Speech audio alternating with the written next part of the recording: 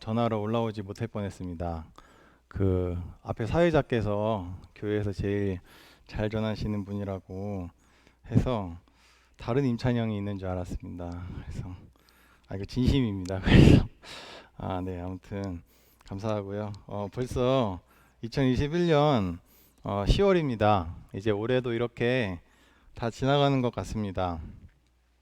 제가 결혼한 지도 벌써 1년이 됐고 올해 이렇게 시간이 정말 빨리 지나가는 것 같고 저도 올해 초에 다짐했던 것이 여러 가지가 있었는데 슬프게도 예상했던 대로 잘 지키지 못하는 것을 보고 있습니다. 성도님들 어떻게 올해 초에 다짐했던 것들 잘 이렇게 지키고 계신가요? 네, 역시 네, 그렇습니다. 오늘 말씀은 어떤 신앙 인물, 성경에 나오는 신앙 인물들을 함께 보면서 말씀을 상고했으면 좋겠습니다. 우리가 사는 동안에 무엇을 위해서 굉장히 노력을 했는데 그 노력한 만큼 결과가 나오지 않으면 우리는 실망하기 마련입니다. 그리고 아무리 내가 노력을 했어도 그 결과가 따라오지 않으면 그 노력에 대해서 굉장히 허무함을 느끼고 또 다른 사람들을 봤을 때도 어쨌든 좋은 결과가 나타나지 않았기 때문에 저 사람이 과연 노력을 잘 했는가, 과연 올바른 노력을 했는가 이런 생각을 하기 마련입니다. 그래서 물론 사람들은 각자 자신의 노력을 다해야 됩니다. 일하기 위해서도 열심히 일을 해야 되고 또 공부도 학생들이라면 열심히 해야 되고 또 건강 관리도 열심히 해야 되고 또 취업을 준비하는 입장이라면 취업 준비도 당연히 열심히 해야 됩니다. 왜냐하면 하나님께서 일하지 않으면 먹지도 말라고 말씀하셨기 때문에 우리는 이 말씀 안에서 있고 그렇기 때문에 우리는 노력을 해야 됩니다. 하지만 세상에서 어떤 노력에 따른 보상이 어떤 결과가 나타나지 않으면 그 노력이 정말 제대로 된 노력인지를 보게 됩니다. 판단을 하게 됩니다. 과연 그 사람이 정말 제대로 노력을 했을지. 물론 사람들은 대부분 그 노력 자체에 대해서 어느 정도는 칭찬도 하고 인정도 하는 듯한 얘기는 하지만 정작 내가 생각했을 때 좋은 결과가 나타나지 않으면 그 과정보다는 그냥 그 결과에 초점을 맞춰서 결과를 최우선시하는 그런 모습이 있습니다. 그래서 예전에는 정의가 승리한다, 정의는 승리한다라는 그 말이 있는데 요즘에는 승리하는 것이 정의다라는 말이 있을 정도로 굉장히 결과를 중시하는 그런 세대에 살고 있는 것 같습니다. 그래서 이러한 결과주의는 우리에게 되게 익숙해져 있습니다. 물론 여기서 말하는 좋은 결과는 내가 생각했을 때의 좋은 결과가 있으면 그 노력도 굉장히 좋은 노력으로 평가가 될 수 있습니다. 그런데 이러한 결과주의를 하나님과의 관계에서 도입하는 것은 매우 위험한 생각인 것 같습니다. 성도님도 혹시 제가 지금까지 얘기했을 때 오늘 오늘 성경의 신앙 인물의 주인공이 혹시 누구신지 한번 맞춰보시기 바랍니다. 조금 더 남아 있습니다. 그래서 이 신앙생활에 결과주의가 들어온다면, 즉 나의 어떤 신앙생활을 했지만 거기에서 좋은 결과가 나오지 않으면 왜 좋은 결과가 나오지 않지? 내가 이렇게 기도했는데, 내가 이만큼 기도하고 하나님의 뜻에 순종했는데 왜 이런 결과가 나오지 않을까? 왜 내가 생각하는 좋은 결과가 나오지 않을까라고 생각하면서 하나님을 원망할 수도 있고 또 나의 신앙에 대해 어떤 회의감을 느낄 수도 있는 것 같습니다. 내가 이렇게 기도했는데 하나님이 이런 좋은 결과도 안 주시네. 그리고 어떤 대인 관계에서 내가 이렇게 참았는데 저 사람은 끝까지 안 변하네. 내가 이렇게 도와주고 섬겼는데 저 사람은 변하지를 않네. 되게 내가 생각하는 어떤 좋은 결과가 나타나지 않으면 나의 노력들이 그러니까 나의 신앙적인 행위들이 뭔가 잘못된 건가? 아니면 왜 하나님께서는 내가 생각하는 좋은 결과를 주시지 않는지 하면서 하나님을 원망할 수도 있습니다. 하지만 오늘 함께 볼 신앙 인물들은 그런 결과를 전혀 생각하지 않고 그저 하나님을 선택하고 그 주의 뜻을 행하는 그런 자들입니다. 내 기준으로 어떤 좋은 결과, 나쁜 결과 이런 것들을 계산하는 것이 아니라 그저 하나님의 뜻에 순종하고 결과에 상관없이 나는 오늘 하나님의 뜻을 선택하겠습니다 하는 그런 신앙 인물들입니다. 누굴까요? 이 신앙 인물은 혹시 맞추시는 분 있을까요?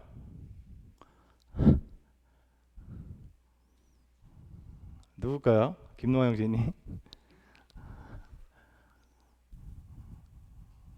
에? 노아요? 노아는 아닙니다. 예, 노아는 아닙니다. 네, 노아는 결과가 있잖아요. 방주라는 결과가 있잖아요. 노아는 아닙니다. 오늘 함께 볼 신앙 인물들은 그 다니엘의 세 친구, 다니엘이 아니고 오늘 다니엘이 왔는데 다니엘 빼고 그 나머지 세 명에 대한 내용입니다. 함께 다니엘서 오늘 본문 말씀인데요. 다니엘서 3장 같이 보시겠습니다. 다니엘서 3장 전체 다 보면 좋겠지만 시간 관계상 다 보지는 않겠고요. 몇 구절을 같이 보도록 하겠습니다. 먼저 다니엘서 3장 1절로 12절까지를 우리 안 그래도 제가 미리 김노아 형제에게 부탁을 했는데 김노아 형제가 좀 읽어주시면은 감사하겠습니다. 다니엘서 3장 1절로 12절 말씀입니다.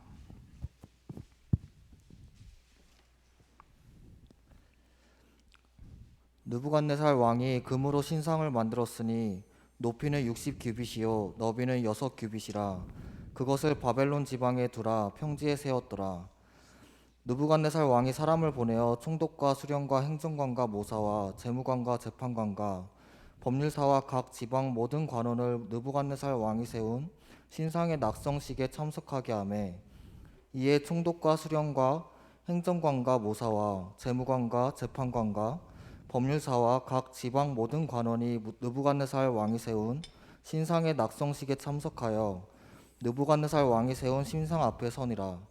선포하는 자가 크게 외쳐 이르되 백성들과 나라들과 각 언어로 말하는 자들아 왕이 너희 무리에게 명하시나니 너희는 나팔과 피리와 수금과 사명금과 양금과 생황과 및 모든 악기 소리를 들을 때에 엎드려 느부갓네살 왕이 세운 금신상에게 절하라. 누구든지 엎드려 절하지 아니하는 자는 즉시 맹렬히 타는 풀무불에 던져 넣으리라 하였더라. 모든 백성과 나라들과 각 언어를 말하는 자들이 나팔과 피리와 수금과 사명금과 양금과 및 모든 악기 소리를 듣자 곧 느부갓네살 왕이 세운 금신상에게 엎드려 절하리라. 그때 어떤 갈대아 사람들이 나와 유다 사람들을 참소하니라. 그들이 느부갓네살 왕에게 이르되 왕이여 만수무강하옵소서. 왕이여 왕이 명령을 내리사 모든 사람이 나팔과 피리와 수금과 사명금과 양금과 생황과 및 모든 악기 소리를 듣거든 엎드려 금신상에게 절할 것이라. 누구든지 엎드려 절하지 아니하는 자는 맹렬히 타는 풀무불 가운데에 던져 넣음을 당하리라 하지 아니하셨나이까. 이제 몇 유다 사람 사드락과 메삭과 아벳노고는 왕이 세워 바벨론 지방을 다스리게 하신 자이거늘 왕이여, 이 사람들이 왕을 높이지 아니하며 왕의 신들을 섬기지 아니하며 왕이 세우신 금신상에게 절하지 아니하나이다. 네, 감사합니다. 우리 번영과 번창의 상징인 그 바벨론의 왕 느부갓네살은 남유다를 함락하고 유다의 소년들 중에서 굉장히 흠이 없고, 여기 다니엘서 1장 4절의 표현을 인용하면 흠이 없고 용모가 아름답고 모든 지혜를 통찰하며 지식에 통달하며 학문에 익숙하여 왕궁에 설 만한 소년들을 다 사로잡아 왔습니다. 그리고 그 중에는 다니엘과 그리고 하나냐, 미사엘, 아사랴 이렇게 4명이 포함이 되어 있었습니다. 그런데 어느 날 바벨론의 왕 느부갓네살은 금으로 아주 큰 신상을 만들었습니다. 여기 3장 1절에는 높이는 60규빗이요 너비는 6규빗으로 나오는데요. 이 높이와 이 너비는 오늘날 그 미터로 계산했을 때 높이는 27m, 그리고 너비는 3m 되는 크기의 금 신상이었다고 합니다. 지금 여기 교회 건물 1층이 한 3m 정도 좀 더 될까요? 네, 그 정도 되는데 이 9층이 되는 큰 금신상을 만들고 또 이 3m가 되는 너비를 보인 이 금신상을 만든 다음에 악기 소리를 들으면 바벨론에 있는 모든 사람들은 그 금신상에게 절하라는 명령을 내립니다. 그리고 만약 이 명령을 어기면 풀무불 그런 타오르는 용광로 안에 집어 넣어버리겠다는 그런 명령을 내리게 됩니다. 그리고 역시 악기 소리가 아주 웅장하고 크게 울렸고 모든 사람들은 그 금신상을 향해서 절을 했습니다. 그런데 모두 엎드려서 절을 하고 있을 때 절하지 않고 고개 빳빳이 들고 있었던 사람들이 있었습니다. 그들이 바로 오늘 함께 볼 하나냐, 미사엘, 아사랴입니다. 참고로 여기에 다니엘은 이제 없는데 다니엘이 왜 없는지에 대해서는 여러 견해가 있더라고요. 다니엘이 세상에 물들었다라는 견해도 있고 해외로 출장 가느라 없었고 심한 병이 들어서 누워 있었고 아니면 왕궁에 남아 있었기 때문에 그렇게 없었다 여러 가지 견해가 있는데 세상에 물든 것은 아닌 것 같고 아마 왕궁에 남아 있었지 않았을까 하는 생각입니다. 어쨌든 이 절하지 않은 이 세 사람의 모습을 본 갈대아인들은 왕에게 이 사실을 고발합니다. 그리고 이 3명을 불러 세웠습니다. 그 왕이 이 세 친구에게 다니엘 그 세 사람에게 하는 내용을 또 이어서 읽도록 하겠습니다. 3장 13절로 15절까지 부탁드립니다. 김노영재님 부탁드립니다. 느부갓네살 왕이 노하고 분하여 사드락과 메삭과 아벳노고를 끌어오라 말하매 드디어 그 사람들을 왕의 앞으로 끌어온지라. 느부갓네살이 그들에게 물어 이르되 사드락, 메삭, 아벳노고야, 너희가 내 신을 섬기지 아니하며 내가 세운 금신상에 절하지 아니한다 하니 사실이냐? 이제라도 너희가 준비하였다가 나팔과 피리와 수금과 사명금과 양금과 생황과 및 모든 악기 소리를 들을 때 내가 만든 신상 앞에 엎드려 절하면 좋거니와 너희가 만일 절하지 아니하면 즉시 너희를 맹렬히 타는 풀무불 가운데에 던져 넣을 것이니 능히 너희를 내 손에서 건져낼 신이 누구이겠느냐. 네. 참고로 제가 계속 하나냐 이렇게 3명을 자꾸 얘기를 하는데 이 3명의 이름은 바벨론에 끌려온 다음에 3장 12절에 사드락과 메삭과 아벳느고라고 이름으로 바뀐 사람들입니다. 어쨌든 이제 이 느부갓네살 왕이 이 3사람을 불러서 한 번 더 기회를 줬습니다. 사실 절하지 않았다면 그 즉시 풀무불에 넣을 수 있었는데 아마 이들을 굉장히 아끼고 살려주고 싶었기 때문에 한 번 더 기회를 준 것 같습니다. 이제 그런데 이 3사람이 그 왕 앞에서 한 번 더 기회를 준 왕 앞에서 이들의 대답이 그 왕이 기대한 대답과는 전혀 다른 대답입니다. 3장 16절로 18절을 저희 함께 다 같이 읽어보시면 좋겠는데요. 이 3사람의 이제 입장이 되어서 한번 이들의 대답을 한 목소리로 읽으면 좋겠습니다. 다니엘서 3장 16절로 18절 말씀입니다. 시작. 사드락과 메삭과 아벳네고가 왕에게 대답하여 이르되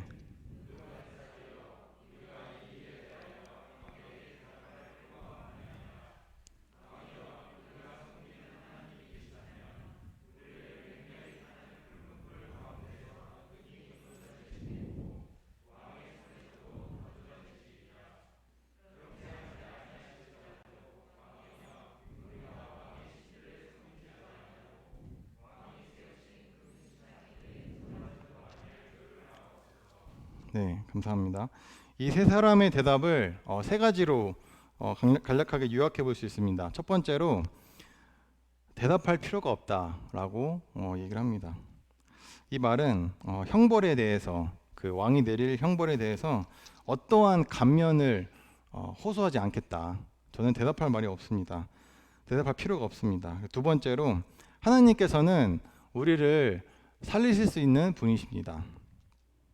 세 번째, 하지만 하나님이 우리를 살려주시든지 죽이시든지 상관없이 우리는 금신상에 절할 수는 없습니다. 이들의 그 신앙 고백이 정말 놀랍습니다. 이들은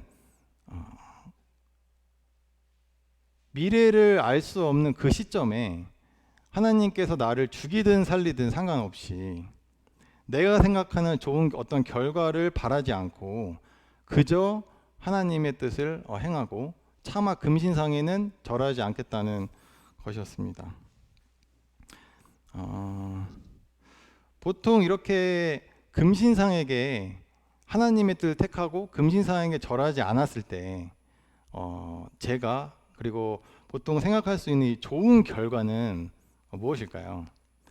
내가 하나님의 뜻을 행했을 때 좋은 결과는 이들의 입장에서 봤을 때 이들이 살아남는 것입니다. 물론 여기서 실제로 살아남습니다. 하지만 이 세 사람의 입장에서 봤을 때 하나님께서 살리실지 죽이실지 어떤 결과를 알 수 없는 그 상황에서 이들은 그저 하나님의 그 명령을 더 왕의 명령보다 그 위로 여겼고 결코 우상 숭배를 하지 않은 것인데 이들에게 하나님께서는 어떤 좋은 결과를 내가 이렇게 했을 때 이런 내가 생각하는 좋은 결과를 주시는 분이 아니고 그저 하나님 되시는 것입니다. 이것이 이 세 사람의 믿음이었습니다. 결과까지 계산하지 않고 그냥 하나님 뜻에 순종하는 그런 세 사람들이었습니다. 만약에 이 세 사람이 죽었다면 실제로 그냥 풀무불에 던져졌고 하나님이 구하지 않아서 실제로 이 사람들이 죽었다면 이 사람들의 선택은 잘못된 선택이었을까요? 하나님이 그들을 죽이셨기 때문에 하나님은 잘못하신 것일까요? 그것이 아닙니다. 왜냐하면 선의 기준은 우리가 생각하는 기준이 아니고 선의 기준은 오직 하나님이시기 때문입니다. 지난 주일에도 그 하나님께서 사울 왕에게 그 아말렉 족속을 다 어린아이까지 다 죽여라라고 명령을 하시는데 제가 어렸을 때는 이게 말씀을 봤을 때 하나님이 너무 잔인하신 것 같았어요. 아니 어린아이가 무슨 죄가 있다고 어린아이까지 다 죽이라고 하시지? 하나님은 너무 잔인하시네 라고 생각을 했고 또 제가 원래 그렇게 불쌍히 여기는 마음이 많이 없는데 이상하게 그 출애굽기를 읽으면서 출애굽기 주인공 이스라엘 민족이잖아요. 근데 그 홍해에서 수장된 애굽 군인들이 좀 불쌍한 거예요. 애굽 군인들은 그냥 왕의 명령에 쫓았고 그래서 그냥 이스라엘 백성을 죽이러 갔는데 갑자기 물이 덮쳐서 그 다 죽었잖아요. 살아서 산채로 죽었잖아요. 근데 너무 불쌍한 거죠. 아니 하나님께서는 왜 이렇게 많은 사람들을 다 죽이신 것일까? 너무 잔인한 분이시다 라고 생각을 했었는데 먼 훗날 제 생각이 잘못된 것임을 알았습니다. 왜냐하면 선의 기준은 내가 아니고 하나님이시기 때문에 하나님이 죽이라고 하면 죽이는 것이 선이 되는 거고 하나님이 죽이라고 했는데 살리면 그것이 바로 죄가 되고 악한 것이 되는 것이기 때문입니다. 즉 선의 기준은 사람들이 아니고 오직 절대 진리이신 하나님이시라는 것을 제가 깨닫고 나서는 이 내가 생각한 것이 그 선의 결과가 하나님이 생각하는 선의 결과랑은 다를 때 나의 기준이 아니고 하나님이 행하시는 그 모든 것이 선이다라는 것을 깨달으면서 그 생각이 들었는데요. 이들도 아마 그렇게 생각하지 않았을까 싶습니다. 하나님이 나를 죽이시면 그것이 선인 것이고 나를 살리시면 또 그것이 선인 것이고 그 어떤 결과에 상관없이 그냥 나는 우상에게 절하지 않겠다. 나는 하나님을 선택하겠다 라고 고백을 했던 것 같습니다. 그럼 이제 여기서 이런 질문이 나올 수가 있습니다. 어떻게 그 사람들은 그런 믿음을 가질 수 있었을까요? 어떻게 그리 아니하실지라도 여기 개역 개정에는 그렇게 하지 아니하실지라도 라고 나와 있는 하나님이 나를 살리시지 아니하실지라도 우리는 금신상에게 절할 수 없습니다 라는 이 고백이 어떻게 이것이 가능했을까요? 이 세 사람에 대해서는 이 이후에는 사실 나오지가 않습니다. 계속 다니엘이 이제 쭉 나오는데 그래서 찾아봐도 이 세 사람이 나중에 뭐 어떻게 됐고 뭐 그 사실 못 찾았어요 저는. 그래서 정확한 이유는 모르겠지만 제가 이 말씀을 읽으면서 하나님 왜 이 세 사람은 어떻게 이것이 가능했을까요? 라고 궁금증을 가지면서 기도했을 때 하나님께서 생각나게 하신 말씀이 있습니다. 저는 그 말씀이 이 세 사람이 이런 믿음을 가질 수 있었던 바탕이 되었다는 그런 생각이 들었는데요. 제가 2주 전에 제가 읽고 있는 시편 말씀이 하나가 떠올랐습니다. 제가 2주 전에 그 시편 말씀을 읽었을 때 매우 감명 깊게 읽었고 정말 이 시가 너무 좋다라는 생각을 했는데 물론 2주 동안 그 내용을 다 잊어버렸는데 2주 뒤에 이제 이 말씀을 보면서 왜 이 세 사람은 어떻게 이런 믿음을 가질 수 있었을까라고 고민하고 기도했을 때 그때 2주 전에 읽었던 그 감명 깊게 읽었던 시편이 떠올랐습니다. 그래서 거기서부터 아마 저는 이렇게 좀 답을 찾았는데요. 그 시편 말씀을 함께 읽어보도록 하겠습니다. 시편 131편입니다.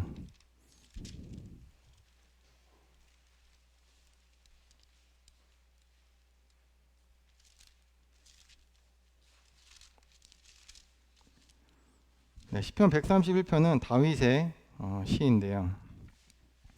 시편 131편 1절로 3절을 다 같이 읽어보도록 하겠습니다. 네, 시작.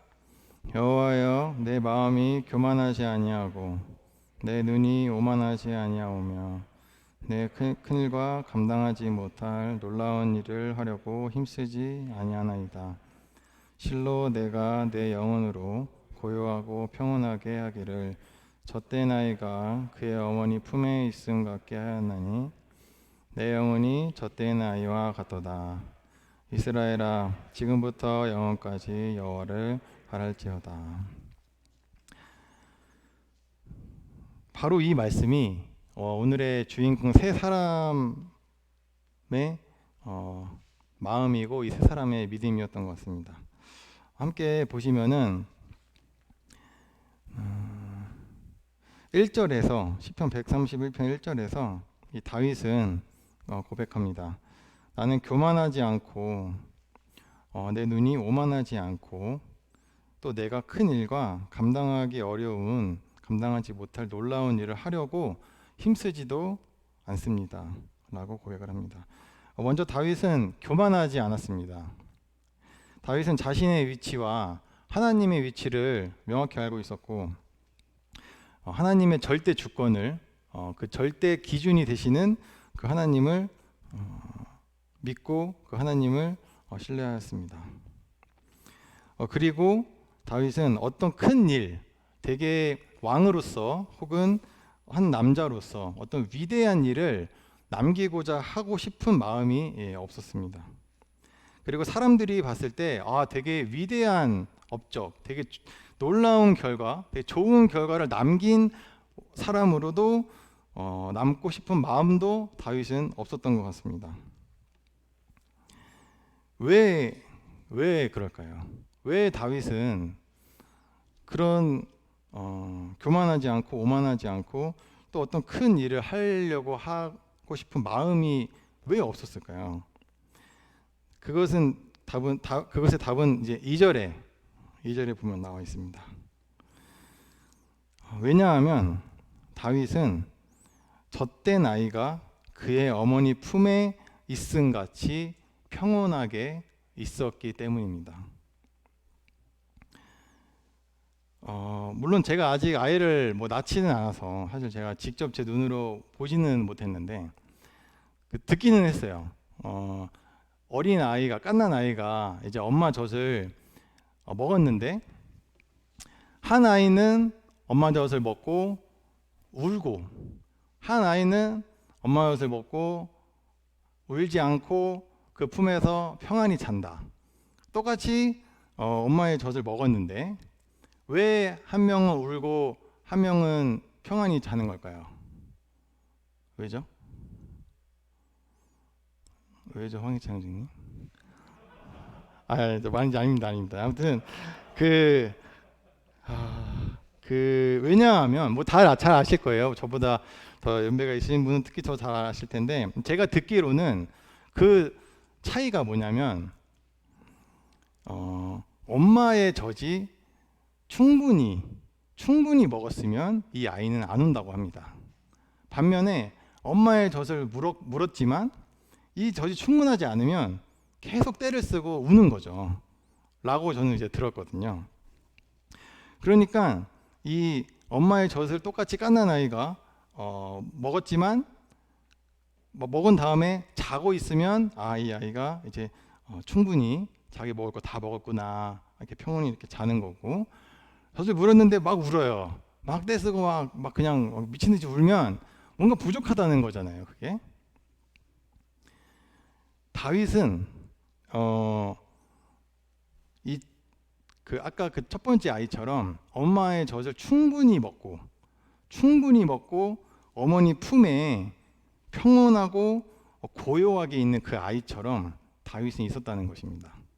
그래서 여기 131편 2절에 내가 내 영혼으로 고요하고 평온하게 하기를, 그 젖된 아이가 그의 어머니 만족한 상태에서 그의 어머니 품에 잠잠히 있는 것처럼, 떼쓰지 않고 잠잠히 있는 것처럼 있었는데, 그 이유는 바로 그 엄마의 젖이 충분했던 것처럼 하나님의 말씀으로 충분했기 때문에 더 이상 다윗에게 그 다른 어떤 업적들은 눈에 보이지 않고, 그리고 내 눈이 교만할 것도 없고 오만할 것도 없고 그저 그 여호와의 품에 있기를 만족해하고 있었기 때문에 이런 고백을 했다는 것입니다.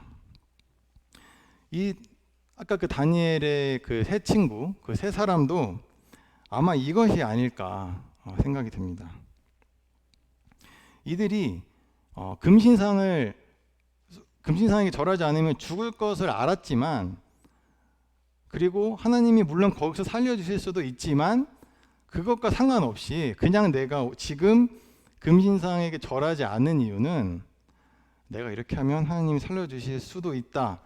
물론 능력은 믿었지만 안 살려주실 수도 있다. 하지만 오늘 내가 금신상에 절하지 않겠다. 왜냐하면 나의 사랑은 오직 하나님 뿐이기 때문입니다. 나에게, 이 세 사람에게 하나님은 어떤 좋은 결과를 주시는 분이 아니고 그저 사랑의 관계 가운데 이 세 사람은 충분한 상태에 있었기 때문에 그 어떤 것도 바랄 것이 없고 그저 여호와의 뜻에 순종하기를 즐거워해야 하고 기뻐하였다는 것입니다. 누가 하라고 해서 한 것도 아니고 그냥 자신이 여호와로부터 이미 만족을 다 누리고 있었고 여호와로 충분했기 때문에 이 세 사람들도 저는 여호와의 뜻을 저버릴 수는 없습니다 라고 고백한 것이 아닐까 하는 생각이 듭니다. 여기 131편 3절에서도 그래서 다윗은 이스라엘아 지금부터 영원까지 여호와를 바랄지어다. 여호와가 주시는 복을 바라는 것이 아니고 또 내가 신앙생활을 함으로써 얻을 좋은 결과를 바라는 것이 아니고 그저 여호와를, 그저 그 하나님 자체를 바랄지어다. 그래서 그 이스라엘이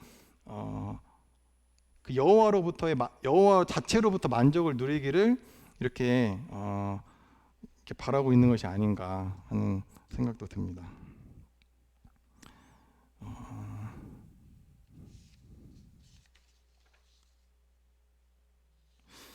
이것은 이제 우리도 하나님을 믿는 우리들도 마찬가지입니다. 우리가 여호와로부터 하나님으로부터 충분한 교제를 갖고 있고 하나님의 사랑을 우리의 마음에 충분히 적셔서 누리고 있으면 우리도 이 시편 131편에 있는 것처럼 항상 고요하고 평온한 가운데 있을 수 있을 것입니다. 그 주위에 어떤 내가 생각지 못한 나쁜 것들이 있다 할지라도 그저 나에게는 여호와로 이미 다 만족이 되어 있고 이미 하나님과의 어떤 이 말씀 교제나 하나님과의 기도 시간, 찬양 시간 이런 여러 가지 신앙 행위들을 통해서 이미 나는 여호와로부터 직접적으로 교제를 하고 만족을 누리고 있었기 때문에 누리고 있다면 그 어떤 결과가 나와도 그래 저것이 하나님의 뜻인가 보다.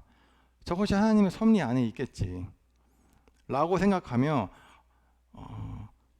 내가 생각하는 결과가 다를지라도 그저 지금 이 순간 여호와의 뜻을 행하고 여호와를 선택하는 것입니다. 이것이 어떤 의무라기보다는 의무이기 전에 그 사랑의 관계 가운데 충분히 내 마음에 정말 하나님의 사랑이 충분히 담겨져 있으면 어떤 결과와 상관없이 아니죠. 내 생각에 아예 좋은 결과 나쁜 결과가 아예 없겠죠. 그냥 나는 여호와를 선택하고 여호와의 사랑을 더 누리고 싶어하고 하는 것이 될 것입니다.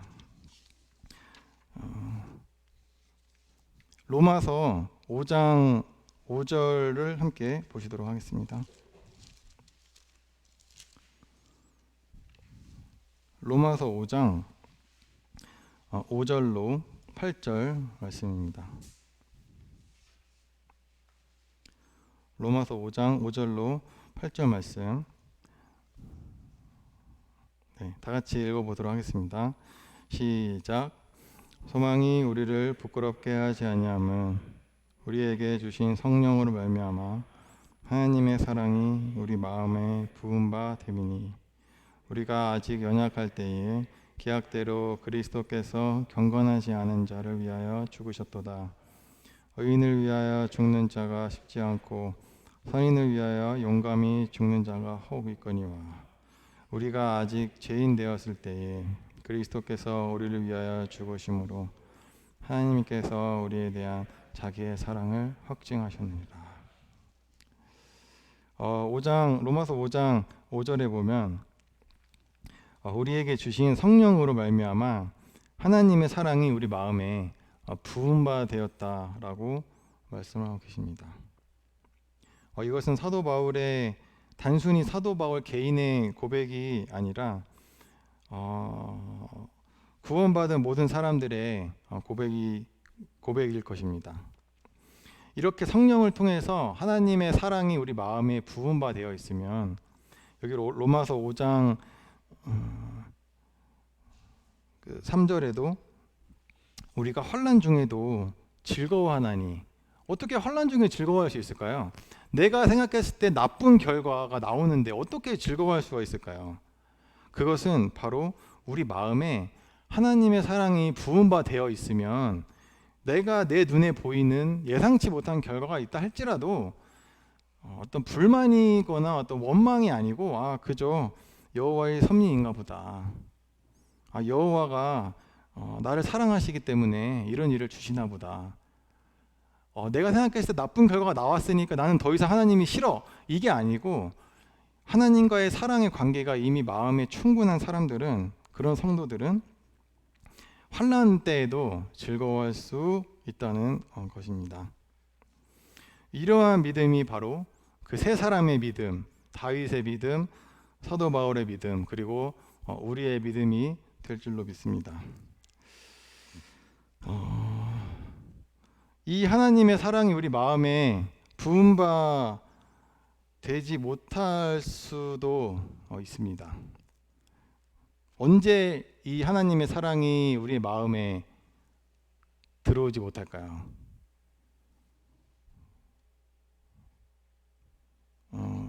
요한 1서에 보면 하나님의 사랑이 우리 마음에 들어올 수 없는 이유가 나옵니다. 요한 1서 2장 15절로 17절에 제가 읽어보겠습니다. 이 세상이나 세상에 있는 것들을 사랑하지 말라.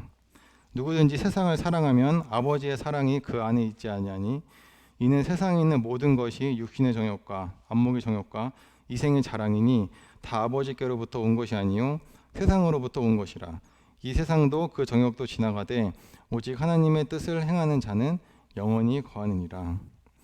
우리가 이 세상을 사랑하면 하나님의 사랑이 우리 마음에 들어올 수 없습니다.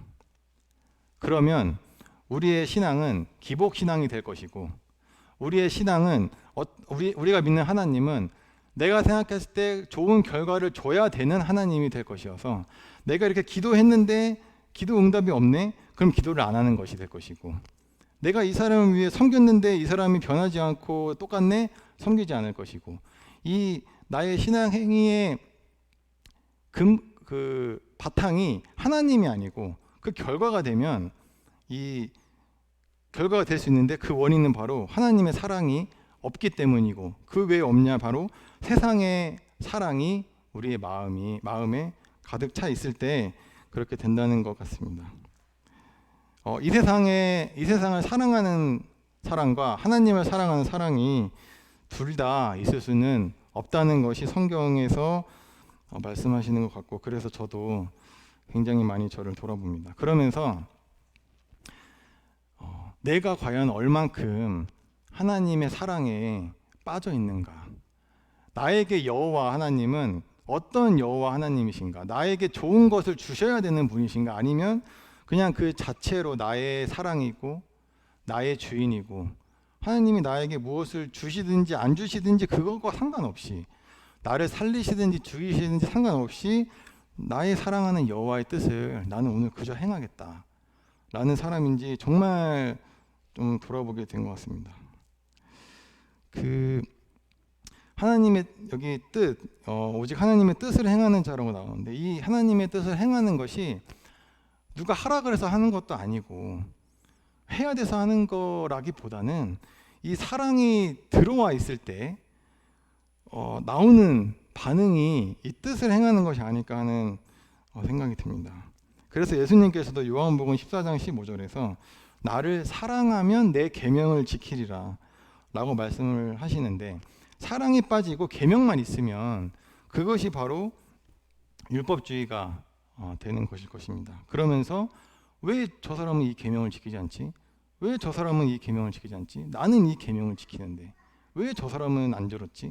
그렇게 나올 수 있는 것이 바로 내 마음에 사랑이 없고 계명만 있을 때 그렇게 되는 것입니다. 그래서 제가 그리고 모두가 먼저 회복돼야 될 것은 이 하나님과의 사랑의 관계가 내가 충분하게 누리고 있는지, 그 젖된 아이가 어미 품에서 아무것도 바라지 않고 이제 이미 충분히 만족했기 때문에 그냥 그 안에서 자고 있는 그 어린아이처럼, 우리는 하나님으로부터 온전한 만족을 느낄 때 말씀을 많이 깊게 묵상하고 많이 읽고 기도를 하나님과의 교제로 기도를 끊이지 않고 이런 것들을 통해서 하나님의 사랑을 충분히 우리 마음에 느낄 때, 적실 때 우리는 이런 새 사람의 믿음처럼 될 수 있는 것이 아닌가 하는 생각이 듭니다. 말씀을 마치도록 하겠습니다. 말씀을 마치면서 주를 사랑함으로, 하나님을 사랑함으로 계명을 지키는 많은 분들에게, 성도교 성도님들에게 작지만 격려의 말씀을 드리고 싶습니다. 우리가 아무리 전도해도 구도자가 오지 않을 수 있고, 우리가 아무리 전도해도 구원의 열매가 적을 수도 있습니다. 우리가 아무리 그 사람을 위해 기도하고 섬겨도 그 사람은 변하지 않을 수 있습니다. 우리가 생각하는 좋은 결과가 없을 수도 있습니다. 하지만 그렇다고 해서 낙심하지 않으셔도 됩니다.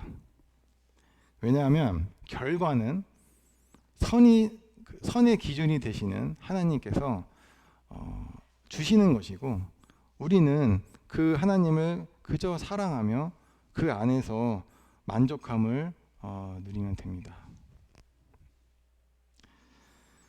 네, 이상 말씀을 마치도록 하겠습니다. 감사합니다.